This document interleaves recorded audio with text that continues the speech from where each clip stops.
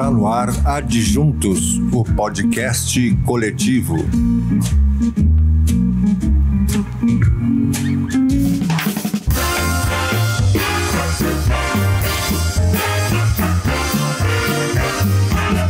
Rua da Margem.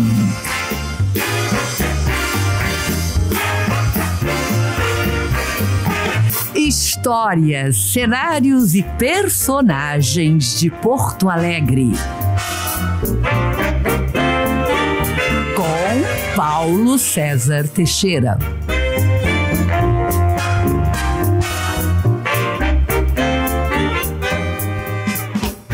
Olá, é o podcast do Rua da Margem, entrando mais uma vez no ar. E hoje eu vou conversar com uma contadora de história profissional, humorista de mesa de bar, influencer provinciana, a deborista, esse fenômeno da internet, essencialmente porto-alegrense. Tudo bom, Débora? Tudo bem. Eu quero dizer que eu adorei a trilha.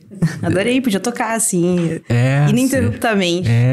Foi a Rô que descobriu, porque ela foi Rua da Margem, ela traduziu assim para o inglês, procurou assim no streaming e achou essa... E aí a Jalusa, que é uma amiga nossa que a gente entrevistou aqui, é atriz e apresentadora de televisão do Rio de Janeiro, ela fez a gentileza, né, de fazer a abertura e ficou legal porque ela tem um sotaque carioca, né, então ela fala assim as coisas de Porto Alegre, né? Parece que a gente tá numa rádio da década de 20.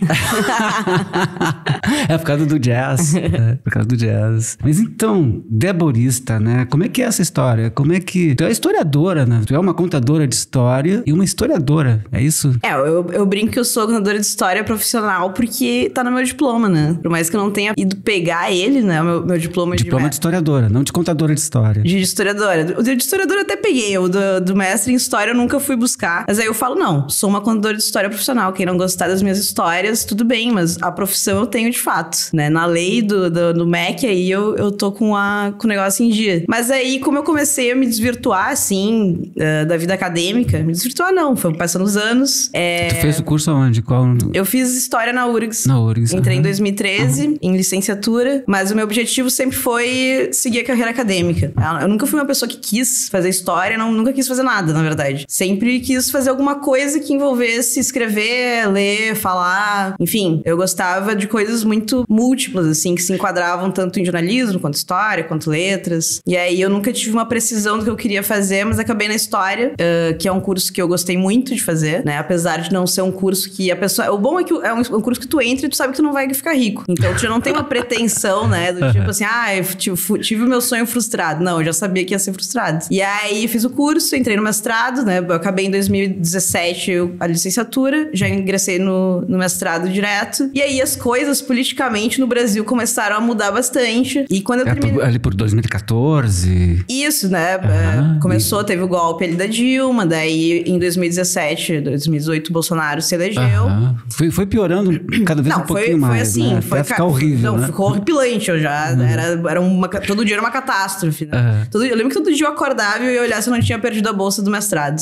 Foram tempos horríveis, assim, pra mim, né? Pelo menos, mas acho enfim. Pra todo o povo brasileiro, não, né? Pra quem trabalhava com pesquisa, assim, né? Dessa forma mais específica, além do povo no geral, foi muito ruim, porque era uma grande instabilidade. A área acadêmica, cultural, foi duramente atacada, né? E aí eu comecei a... Né, em paralelo a tudo isso, sei lá, desde os meus 12 anos, eu era muito ativa na internet, muito ativa. É isso que eu ia te perguntar, porque tu já é de uma geração moldada na internet, né? Criada, né? Exato. Eu sempre falo que a minha geração, eu nasci em 94, ela foi a última que brincou na rua sem existir computador. Olha né? só. Quando eu tinha 12 anos, eu já tinha um computador. E aí acabou, né? Daí eu não saí mais do quarto. Eu nunca mais saí do quarto até hoje, assim.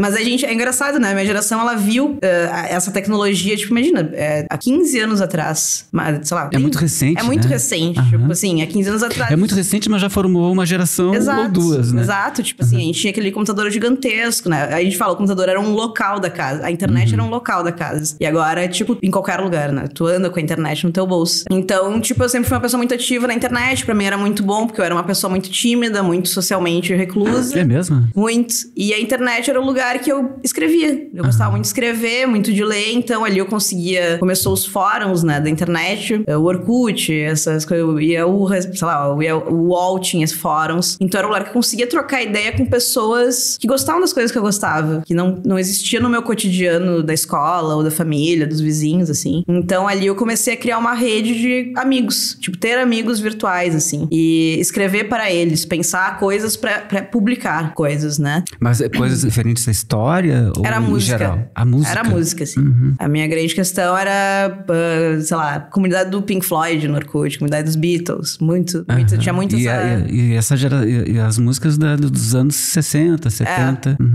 Gostava muito, sou muito fã dessas duas bandas. E era meio que um hiperfoco, agora a palavra da moda, né? Um hiperfoco, assim, tipo, e era uma coisa assim, nossa, eu podia baixar os álbuns dessa banda.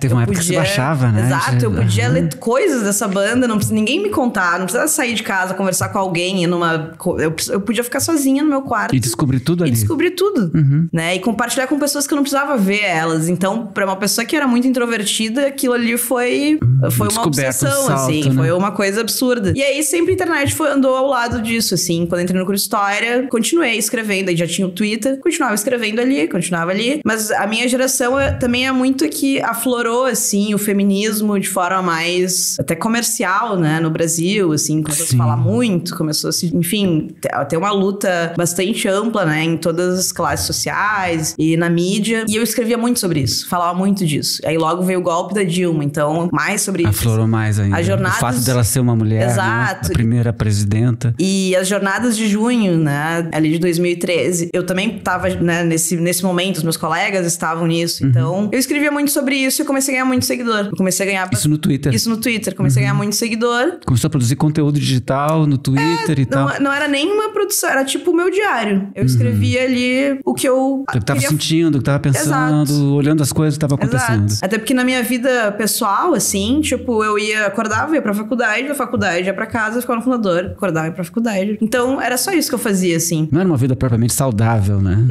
Não que agora seja eu saindo de casa, mas aquela lá também não era. Eu sou uma pessoa meio extremista, assim, mas eu dedicava muito a contar meu cotidiano ali nessa rede social e sempre meio engraçado, assim, sempre com uma questão mais engraçada. Tem sempre uma coisa comunicativa, né? Tu tem essa coisa comunicativa, né? Eu espero que saber sim. contar as histórias. Não, eu acho comprovadamente que sim, tem, né? Eu acho que, tipo, eu conhecia muito o público que eu tinha, assim. Eu acho que quando a gente quer contar uma história, às vezes a história pode ser a melhor história do mundo, mas se tu não conhece quem vai escutar essa história, talvez ela não seja tão legal assim. Essa já é uma primeira lição. E eu sabia, eu conversava com pessoas que eram muito parecidas comigo, né? Jovens, acadêmicos, né? Que estavam começando a vida adulta, né? E daí uma crise política, pessoas meio perdidas, assim, né? Então, meio que comecei a criar uma comunidade, assim, né? A nossa identificação, assim, enquanto pessoas que se seguiam começou a se criar. Mas, bom, aquilo ali era meu passatempo e eu estudava história. Até que eu terminei o mestrado e fiquei sem emprego, né? Como a maioria das pessoas que trabalham com história. Mas aí veio a pandemia, voltei pro interior. É da onde? Sou da Serra Gaúcha, sou de Carlos Barbosa. Carlos Barbosa. Isso. Só eu da minha família moro aqui. Aí voltei pra lá, porque, bom, pandemia, o mundo vai acabar, não tenho emprego, não tenho casa, não tenho nada, assim. Voltei pra lá igual um cachorro que caiu da mudança, assim. Tudo deu errado, né? Bolsonaro presidente, não sei o quê, tudo deu errado, nunca mais saí daqui. A gente olhava pro horizonte e era terrível, nada. Né? Terrível. E sabia que aquilo ia durar, não ia ser 3 meses, né? Impensável, não tinha uma data de término, assim. Mas ao mesmo tempo, eu lembro de pensar, tipo, tem uma frase do Bob Dylan, de Like a Rolling Stone, que agora eu não vou saber a tradução correta, mas eu pensava todo dia naquela frase, que é mais ou menos tipo assim, se tu não tem nada, tu não tem nada a perder. Sim. Eu ficava pensando nisso, assim, tipo, eu não tenho nada, então vou escrever o que eu quero, vou falar o que eu quero, vou gravar o que eu quero, tipo assim, é isso. Arriscar. Talvez amanhã eu contraia essa doença misteriosa que ninguém sabe como acaba e acabou, sabe? E aí eu comecei a fazer muito mais coisa em vídeo, assim, comecei a fazer mais coisa no Instagram, comecei a falar coisas mais assim, tipo, agora eu não tenho profissão mesmo, vou falar o que eu quero. Pequenos vídeos. Coisinhas assim, mas respondendo perguntinhas, tipo, a galera me mandava, me dá um conselho amoroso. Mas aí tu já tinha uma rede. Uma rede, isso. Que foi criada antes. Lá no Twitter, a galera do Twitter foi pro Instagram, assim, né? Vai tendo essa confluência, assim. Na pandemia, as marcas, não tinha eventos, as pessoas não estavam na rua pra ver outdoors, não tinha movimentação. Elas começaram a trabalhar muito com influencers. Principalmente influencers, né? Não só celebridades, assim, que já são influencers natos, né? No cotidiano, mas com pessoas um pouco de nicho, como a gente chama. Celebridades de outras áreas que vinham pra internet. Não apenas isso, mas pessoas da internet, pessoas comuns que se sobressaíam. E aí eu comecei a ganhar dinheiro com isso, né? Tipo, e foi uma escolha, eu lembro de fazer essa escolha racionalmente, assim, tá, eu vou entrar nisso ou não, né? Eu sou uma pessoa que, apesar de tudo, não gosto muito de me expor individualmente, assim, a minha, sei lá, as questões muito pessoais, não gosto tanto, mas eu falei, porra, eu não tenho mais nada, né? Isso durante a pandemia? Isso começo da pandemia, E tu tá lá em na casa dos meus pais. Tu começou lá a fazer... Comecei lá. Não, meus pais, eu recebia na casa dos meus pais, tipo, caixas e caixas de cerveja, de vinho, de, sei lá, coisas pra fazer propaganda, assim. E meu pai ficava tipo, eu não quero nem saber o que tu faz. De onde é que tá vindo essas coisas? Por que as pessoas te mandam presentes? Mas o que tu fazia exatamente em relação às marcas? Como é que tu divulgava as marcas na... Por exemplo, ia sair uma campanha nova de marca X, né? Daí eles me mandavam os produtos, geralmente uma caixa de presente, uma caixa que vai ser usada em gravação. E aí eu fazia propaganda bem publicitária, assim, como se fosse campanha publicitária, mas feita por uma pessoa que era do rolê, feita por uma pessoa que, né, que as pessoas vinham no... Tu ficava contando as tuas histórias como tu contava antes, só que tava ali bebendo a cerveja, tava ali... Era um pouco mais publicitário, assim, tipo, essa água que a gente tá tomando, eu falava, marca X me enviou, ou fazia um storytellingzinho, assim, tipo, sei lá, tem uma de uma farmácia que eu fazia que eu atendia um telefone e falava, tipo, que tava de ressaca. Tu criava uma historinha. Isso, fazia uma coisa meio literária. E tu criava sozinho, tudo. Fazia sozinha. E aí eu tava tipo, vamos explorar esse lado, tô ganhando uma grana, tô conseguindo, finalmente, ter um certo emprego, assim, né? E aí, depois disso, eu consegui um trabalho de social media, aí me convidaram pra ser social media de um estabelecimento, eu falei, nunca fiz isso, faço pra mim, né? Se tudo der errado, quem não vai pagar a conta sou eu, não é outras pessoas. Mas a gente pode tentar, e deu muito certo. E aí eu comecei, de fato, a trabalhar com internet, assim, né? Na questão mais... Diretamente, né? Não só pra mim, mas criando roteiro, trabalhando como social media pra marca, reestruturação de marca, assim. E é o que eu faço até hoje, até o momento, né? Amanhã não sei, mas vamos ver. Pois é, continua sozinho, tu não tem uma equipe de criação junto contigo, redatores... Eu trabalho pra uma produtora, né? O meu emprego... As pessoas não sabem que eu tenho um emprego de verdade, né? Acho que eu só sou influencer. CLT? Isso. Não chega a ser CLT. Não, CLT é uma coisa que a minha geração nem sabe, nem sei o que é, né? Eu fiz minha carteira de trabalho com 12 anos, ela tá lá, nem sei onde ela tá, talvez. Eu trabalho numa produtora de conteúdos pra marcas e atletas. O Clube. Isso, o Clube. O Clube é uma produtora mais voltada pra esporte, principalmente futebol. E eu sou roteirista e social media da empresa, né? Tu fez uma série, né? Pelo interior, não é isso? Daí... 8 episódios, Exato. Né? Daí, quando eu entrei na empresa, eu falei, olha, não sei nada de futebol. E eles... Tu é gremista, né? Eu sou gremista. Quer dizer, eu adoro futebol, gosto muito. Acho, enfim, é uma questão cultural, né? É uma coisa divertida, mas não sou... o Grêmio perdeu. Que pena. Não me abala muito, atormenta assim, muito. Tô aqui com um monte de colorada, é dia de Grenal. Não, daí eu acho que eu não fico, mas assim, tá lá. Mas isso também, eu acho que ajuda, né? Exato, e aí... Porque aí tu chega com outro olhar e tu com outra abordagem da coisa. Tu consegue se misturar nos colorados, nos gremistas e tu é outra coisa, né? Quando os meus colegas me contrataram, eles falaram, tipo, não, vai ser muito bom ter a tua visão sobre o conteúdo que a gente cria, né? Uma visão que vem de outro lado, né? Não é uma visão tão embasada em paixões, assim, sobre futebol. E além disso, a cobertura de futebol, ela tá tão... sempre no mesmo padrão, assim, né? Tá sempre... Tem a mesma linguagem, tem a mesma... E o futebol já desperta uma paixão, assim, uma coisa assim, meio exagerada. Então, essa tua chegada, assim, de uma maneira mais leve, né? E de quem não faz parte daquele universo, né? Eu acho que cria uma estranheza legal, né? E contribui também, né? Para outras pessoas também que não são tão fanáticas pro futebol, olhar aquele lado, Foi né? exatamente isso, assim. E aí, eu trabalhava nessa parte mais técnica da produtora. Mas o que era? Eram 8 episódios? O que foi exatamente? Não, foi assim, daí o Soares veio pro Grêmio, foi um grande acontecimento. Tudo que a gente fazia sobre ele engajava muito. Era bizarro, era incomparável. Nada se comparava o que acontecia quando a gente postava uma foto daquele homem. E ele ia ter o primeiro jogo dele na Recopa Gaúcha contra o... Nem lembro agora. Enfim, time X. Os meus colegas de trabalho falaram assim... Eu tinha ido num jogo, sei lá, uma vez. Tinha ido num jogo do Grêmio na minha vida, assim. Aí eles iam fazer as fotos do jogo, né? Como sempre fazem. E falaram, tu não quer ir junto? Gravar uma coisa? Vamos gravar uma coisa. Tu toma uma serra, dá o teu rolê. Eu sei que teus amigos vão, tipo, quer fazer churrasco, não sei. Mas vamos lá e vamos gravar tudo, conversando com a galera. E aí eu falei, eu não gosto de gravar vídeo. Eu não gravava vídeo... Enfim, vídeo, né? Numa câmera profissional, microfone, coisa. Tipo, eu nunca tinha feito isso. Tu gravava tu contigo mesmo? Gravava no story ali, 10 filtros ali de coraçãozinho e ótimo. Não gostava, apagava, refazia. E ali é tipo assim, vai ter que dar certo, a gente vai ter que entregar. Daí foi tipo, sem pretensão nenhuma, os guris falaram, não, vamos fazer. Ficar ruim, a gente não posta, acabou. Não, né? É só uma ideia. Tá, então tá, vamos lá. E foi muito divertido, né? E aí a ideia foi divertido fazer e foi muito... E a repercussão foi muito boa. E aí tá, porque eu comecei tipo assim, nunca vim num jogo de futebol, de fato, assim.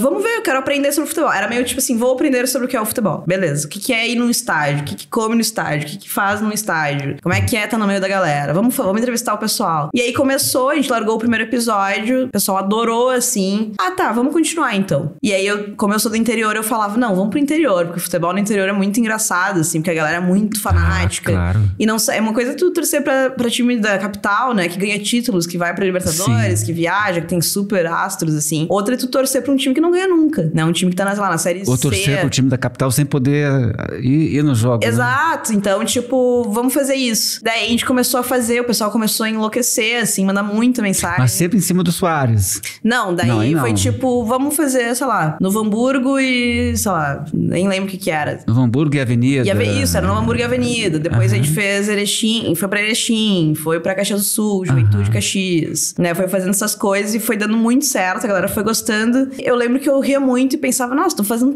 um trampo, tá dando certo, um trabalho que não tem nada a ver comigo, teoricamente, né? Falando de futebol, nunca imaginei nisso. E aí eu lembro que no Dia das Mulheres do ano passado eu escrevi um texto que me emocionou muito, assim, porque foi a primeira vez que muitas mulheres vieram falar comigo e me falaram, tipo, nossa, não gosto de futebol, não entendo futebol, tô assistindo teus episódios e eu quero muito ir num jogo. Tipo, parece que eu tô escutando sobre futebol de alguém que não tá num pré-julgamento se eu sei ou se eu não sei, se eu preciso ir, né? Quem que é futebol é coisa de homem, tradicionalmente, cara, futebol né? é coisa de homem, né? Não é, mas não deveria ser, mas se criou essa ideia. Não é, na verdade não é. É extremamente... e eu lembro eu comentei isso, outro dia eu fui no jogo, eu fui com uma amiga minha que não vai muito em jogo, e aí ela comentou, tipo, nossa, os homens entraram gritando e batendo nas coisas, tipo, por que o jogo nem começou? E aí ela falou, como a gente esquece que existe uma masculinidade muito grande dentro do esporte? Um espaço de afirmação, de uma certa masculinidade. Exato. Né? E eu tá lá, sem pretensão nenhuma, assim... Quebra, né? Quebrou muito, assim, e sempre fui muito bem tratado, todos os times que eu gravei, foi muito... Tu foi até no Beira-Rio, né? Fui, todo time que eu fui, o time ganhou. Isso olha, tu tem que ir mais seguido lá no Beira-Rio.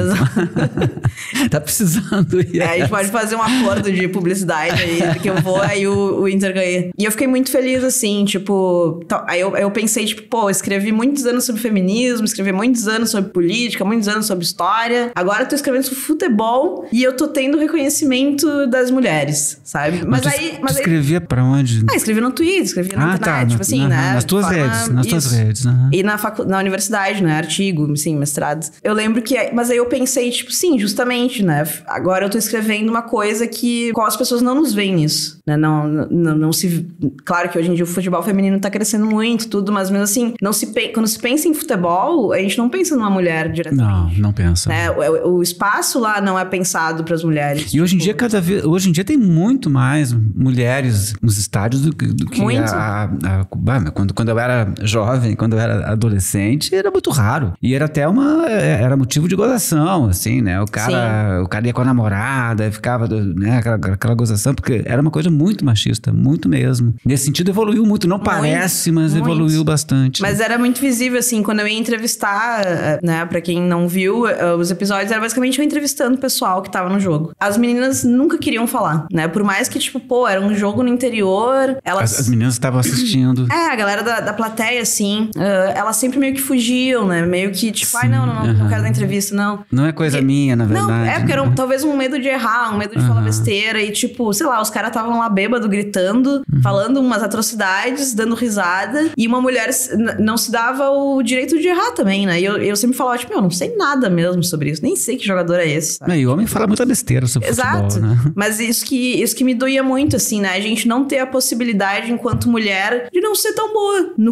sobre o tema. Sei lá, nem quero, não tô nem aí pro futebol, tô indo pela festa. Tipo, nunca uma me falou uma coisa dessa. Uhum. Tipo, nunca uma mulher chegou e falou, nem sei quanto vai ser esse jogo, vim pelo churrasco, pela ceva, pela galera gritando. Nunca me falaram. Vários caras me falavam isso, assim. Sim. Né? Então, tipo, eu falava, acho que a gente também pode ser medíocre, né? Eu adoro não saber muito sobre as coisas e me divertir. Né? Sim, vai descobrindo, né? Exato, vamos descobrir, vamos dar risadas. A diversão de descobrir as coisas, né? E aí, mas aí tu inventou o café com a Deborista, né? Que também é uma história forte, né? Teve essa questão do futebol, acabou o gauchão, daí eu fiz uns trabalhos outros, assim, de gravar com futebol. E aí os meus colegas de trabalho falaram, faz alguma coisa que tu quer mesmo, assim, tipo, escreve sobre o que tu sabe, sei lá, faz realmente, vamos fazer uma coisa pra ti. Não vamos pensar na empresa em si, que é vinculada, né, muito ao futebol. Aí eu falei, beleza, então eu vou fazer o que eu sempre quis fazer, que é escrever um monólogo e falar, né? E aí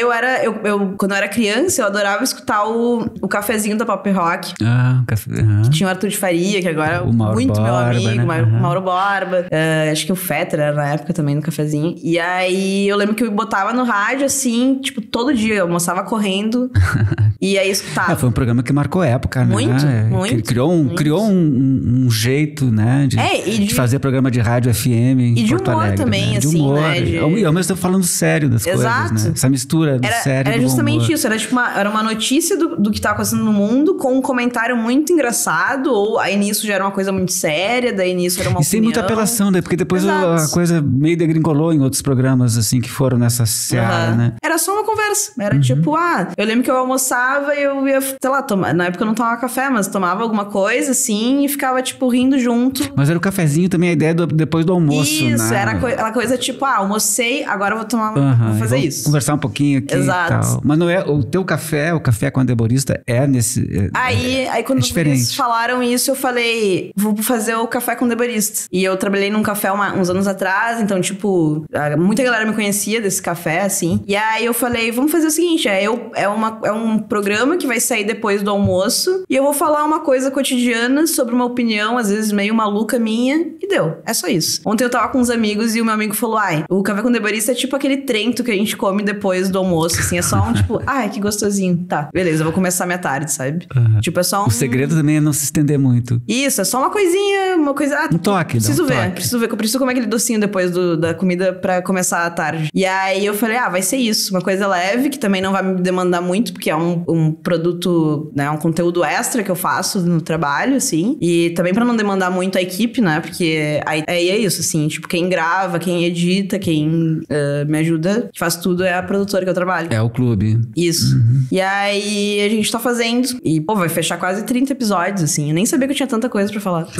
Não, tem a terapia, o Réveillon, o mistério, o interior. Tu pega um tema, assim, eu pego um tema, escrevo alguma... Mas tu escreve antes, não é uma coisa... Eu escrevo tudo. Não é nada, assim, que abre o microfone e deixa rolar, no começo eu decorava o texto, assim, escrevia e decorava o texto. Aí, obviamente, com o passar dos tempos, né, às vezes eu tô cheio de coisas pra fazer, ou escrevi o texto meia hora antes de começar a gravação, eu gravo sempre 4 por vez, assim. E eu comecei a gostar muito de, tipo, eu escrevi, eu sei o que eu escrevi, né? É uma coisa que eu pensei. Eu deixo num canto, assim, da gravação, leio um pouco e meio que vou improvisando sobre aquele... Deixo ele em tópicos, assim, sabe? Sim. E vou improvisando o que eu acho. Mas geralmente fica muito parecido, né? Não sou tão boa na técnica do improviso pra gravar o café. Sim, porque se dá um branco, né? Se dá um branco, meio tu te perde, né? Não, e também, tem os tópicos ali, né? A equipe tá ali, né? Não... É uma coisa profissional. Exato. A gente tem tempo, tá gravando no estúdio, tem alguma coisa assim. E tu fez também um podcast, né? Não sei se tu faz ainda, não.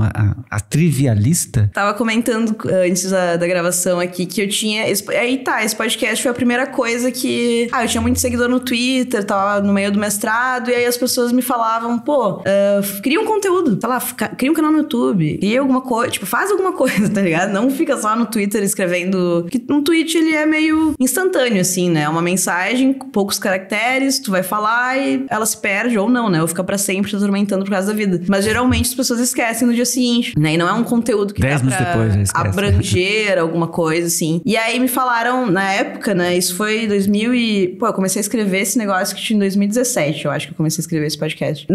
Não tinha muito podcast no Brasil, assim, né? 2017 não tinha muita coisa. Não tinha mesmo. muita coisa, era difícil, né? Não se sabia, porque o Spotify tu não podia simplesmente postar como é hoje, né? Tu não podia uma pessoa aleatória ir lá e fazer um podcast. Tinha que estar vinculado a algumas coisas que eu não tinha acesso, mas na época eu tinha um companheiro que era produtor, então ele tinha estúdio em casa, aí ele falou, pô, pode fazer, né? Isso tu não pode dizer que tu não pode fazer, porque isso tu tem acesso. Aí eu falei, tá, então tá, eu vou escrever os episódios, vamos gravar um piloto e vamos ir atrás. Eu conheci uma produtora de São Paulo, que era a Half Death, então conheci esse pessoal e distribuí o Projeto Humanos da época, o caso Evandro, né, que foi bastante famoso, assim. Eu falei, eles podem me ajudar, pelo menos me dar alguma luz, assim. E aí, a gente gravou aí eu pensei assim, o que eu quero fazer? Eu quero fazer um conteúdo de história, mas eu quero que seja de entretenimento, tá? Porque não vai ser um conteúdo que tu vai escutar e tu vai passar no vestibular, não vai ser um conteúdo que tu vai, talvez usar como fonte na tua dissertação. Eu quero que seja um conteúdo que uma criança escute, que um adolescente escute, que meu pai escute, que um idoso escute, que um acadêmico escute, uma pessoa analfabeta escute e goste desse conteúdo, assim, né? Então,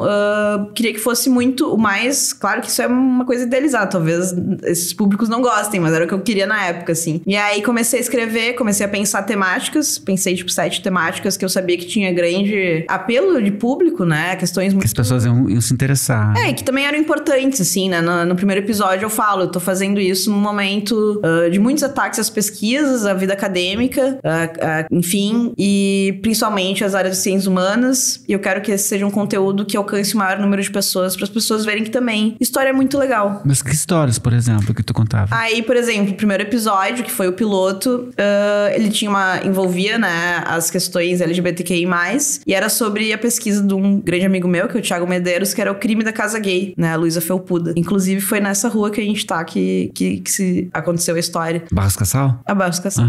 Ela tinha um cabaré, assim, não lembro como era o nome, assim, um prostíbulo, não sei. Enfim, e deu toda uma história, pegou fogo, ela foi assassinada, daí é um processo crime que desenrola do crime da Luísa Felpuda, que virou dissertação do Thiago. E aí, basicamente, nos episódios eu trazia um colega meu, uma colega do curso de História, que tava na pós-graduação, assim, e a gente discutia a pesquisa dessa pessoa de forma bastante irreverente, assim, né? Obviamente, eu abria vinho, porque era um negócio que eu falava, não sei se alguém vai escutar isso aqui, eu vou me divertir, porque é isso aí que a gente tem, é isso, tá ligado? E tu te divertindo, as pessoas se divertem também, né?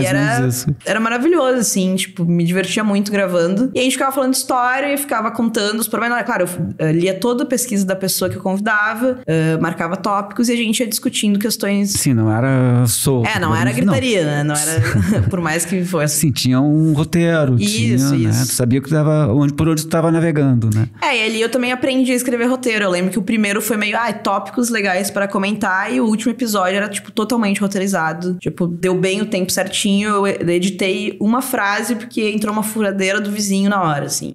Ele tava perfeito. Quer dizer, foi um aprendizado. Foi um aprendizado, assim, né? Nossa. Do ofício, né? Muito. Artesanal da coisa. Muito. E numa época que não tinha muito o que aprender, assim. Se eu quisesse aprender a fazer podcast, eu tinha que ver alguma coisa gringa, né? Que eu também não tinha muito conhecimento, assim, de quem não escutava muita coisa.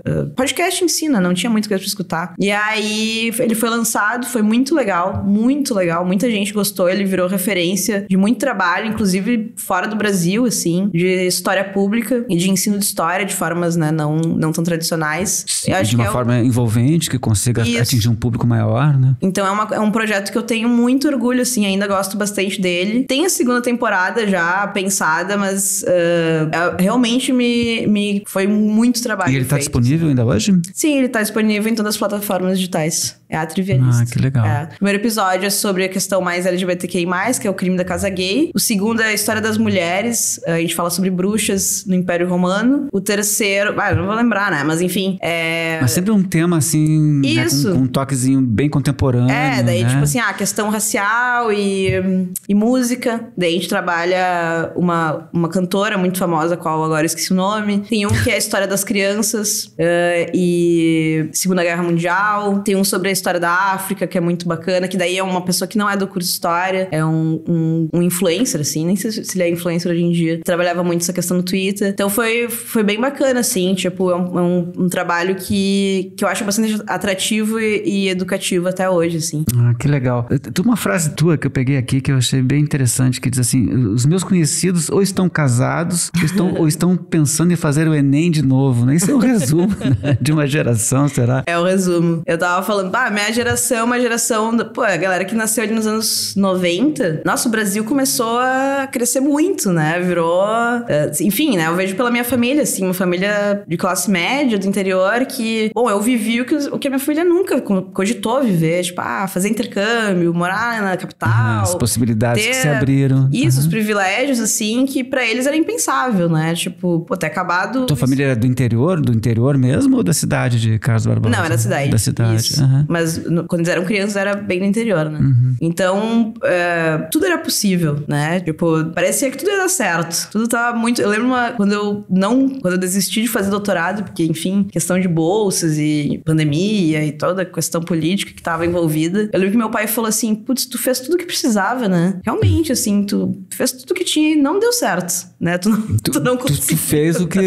seguiu o traçado, assim, o caminho traçado. Foi boa aluna, tirou nota boa, passou na prova, entrou na universidade. Não foi por falta de tentativa, né? Nunca foi parar no hospital, deu tudo certo, assim, né? Não fugiu e se casou no exterior, fez tudo, né? Deu tudo certinho, assim, e realmente, né? Tu não conseguiu o que tu queria. E eu lembro que eu tava na cozinha, eu falei, não consegui, né? Tô morando com meus pais de novo agora, né? Ele, é verdade. Isso na pandemia. Isso na pandemia, assim, eu fiquei tipo, é verdade, voltei.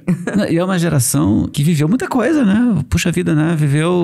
É uma geração que, primeiro, assim, viveu um governo de esquerda, né? Que as gerações anteriores... A gente cresceu no governo Lula, né? Exato. Tomou pé da vida, da situação num governo de esquerda. Coisa assim que pra minha geração era uma coisa impensável, né? Eu fui criado na época da ditadura, né? E a gente imaginava que talvez isso nunca viesse a acontecer, né? Vocês viveram um governo de esquerda, depois vocês viveram uma contraofensiva da área conservadora, vocês viveram uma pandemia, né? Não, e é uma mudança não só financeira e de possibilidades profissionais, como também de relacionamentos, assim, né? Eu lembro quando eu fiz... A minha mãe me teve com 22 anos. Aí eu lembro que quando eu fiz 22 anos, eu pensei, minha mãe tava me tendo agora. Sim. Era impossível eu ter uma criança. Essa altura... Não, eu era uma pessoa que, assim... Claro, né? Se acontecesse, talvez se daria o jeito, né? Mas eu era totalmente uma criança que era incogitável e ainda hoje meio que penso isso, assim. Então, os desejos, né, da minha geração, eles mudaram muito, né? Os objetivos mudaram muito, assim, do que, sei lá, talvez umas 2 gerações atrás pensava. E também a coisa do trabalho, né? Do ganhar grana, né? Do se virar, né? Sim. Outras possibilidades, outras coisas, né? Outros empregos, entre aspas, né? O emprego praticamente já tá... O emprego nem existe, né? Tá caminhando pra não existir, né? Não, e onde investir esse dinheiro, né? Tipo, sei lá, o pessoal formar uma família, né? Comprar uma casa. E aí tu pega a minha geração, tipo, quero viajar pelo mundo, ser nômade digital, porque eu posso trabalhar em qualquer lugar, porque eu faço home office e sou PJ. Aí, ao mesmo tempo, tu tem tudo e tu não tem nada também, né? É sempre uma questão meio dúbia, assim. Claro, tô falando de perdas e ganhos. Perdas e ganhos e também de um grupo muito específico, né? Tem muita gente que segue vários modos e pensamentos diferentes, assim. Mas é bem engraçado. É quase entendível, né? Uma conversa... Bom, uma geração sempre fica criticando a outra, né? Agora eu tô vendo a minha geração criticar a geração Z e tá sendo bem engraçado também. É uma geração meio que se contrapõe à outra, né? Se afirma em cima da crítica em relação à geração anterior. Isso é um pouco... É um clássico, clichê, né? Um pouco... É clichê. Eu vi uma vez um documentário, que é um documentário lindíssimo, assim, que é A Fria Linha do Horizonte, que é sobre a música platina, a estética do frio, né? Criado pelo Vitor Ramil. Aí tem uma hora que um músico que eu gosto muito, que é o Kevin Johansen, eu não vou também lembrar a citação perfeita, assim, mas ele sempre fala, tipo, ele falou assim, sempre escutei que a gente sempre vai ser revolucionários aos nossos pais, né? E aí, então, tu tem pais... Agora eu falando assim, tu tem pais de direita, tu vai ser muito esquerda, tu vai vir... Como contraponto, Mas né? tu tem pais muito de esquerda, às vezes tu fica, tipo, a tua revolta é ser uma pessoa contrária ao que os teus pais são, assim, né? Eu vejo essa questão geracional meio isso, assim. Agora se fala, a geração Z é muito conservadora sexualmente, é uma geração, né, com alguns tabus, assim, sexuais, e a minha não foi, assim. Bom, talvez seja isso, né? Tu sempre vai ser um oposto daquilo que a outra foi, pra se diferenciar também, né? Também porque o mundo vai mudando, né? As coisas vão acontecendo de diferentes maneiras, né? E essa coisa da internet, assim, qual é o limite que isso tem, né? Essa coisa que agora se discute tanto também, os limites éticos da internet. Isso também te passa pela tua cabeça? De alguma maneira isso te leva a refletir sobre, né, essas questões todas de discurso de ódio, né? Discurso de violência, de a internet ser um pouco sem um controle, né? E a natureza dela é um pouco, né, ser descontrolada, né? É muito difícil, né? Como pegar a água do mar, né? Querer entre os dedos, né? Como é que tu vê isso? Então, como eu comecei quando eu tinha Twitter, assim, falava... Era uma pessoa que tava no Twitter e tinha sua vida paralela a isso, né? Na época do Curso História. E começou ali o golpe, né? Da Dilma, todas essas questões. Eu lembro de um dia que, pelo que eu entendi, jogaram um tweet meu em algum grupo de direita. E aí eu lembro que eu abri, assim, o perfil e tinha, tipo, infinitas pessoas me xingando, assim, infinitas. E eu tava só na aula. Tipo, eu lembro que eu tava no intervalo de uma aula na FACED aqui da URGS, assim, eu, tipo, meu Deus. E eram os nomes mais horríveis e coisas e não sei o quê. E aí eu fiquei, tipo, muito mal com aquilo. Muito mal, assim, tipo, e sendo mulher é muito pior, porque... Sentiu vulnerável. Não é só, burra, tu tá escrevendo errado, tu não sabe. É, tipo, sobre teu corpo, sobre tudo, sobre tua moral, inteligência, né? E quando tu é uma pessoa...